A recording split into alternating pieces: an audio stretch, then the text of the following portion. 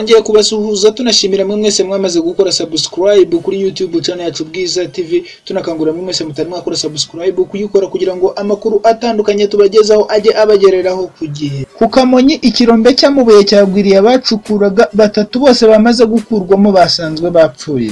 Jean de Dieu Nkurunziza umunyamabanga nshingwabikorwa w'umurenge wa Rukoma iki kirombe giherereyemo yavuze ko bamaze kuvanamo batatu bose bakaba bamaze gupfa. Abavanywemo ni Sakufi Fruduwari, David Nizeyimana na Nirora bose b'imyaka hagati ya 28 na 30. Imirimo yo gushakisha abandi bakiguyemo ikaba igikomeje. Iki kirombe ngo gicukurwamo na Strategic Rwanda Mining Company. Umuyobozi w'umurenge avuga ko ubu basabye abafite ibirombe kuba bahagaritse gukoresha abantu mu bucukuzi bagakoresha imashini. Avuga ko kuko ubutaka bwasomye amazi mu mvura nyinshi ihise, ubu hari ibyago byinshi ko ibi birombe byagwira abacukuzi. Icyo usabwa kugira ngo ukurikirane amakuru nk'aya ndetse n'aratandukanye no gukora subscribe kuri YouTube channel yacu Bwiza TV, ubona amakuru atandukanye kazajya kugereraho ku gihe.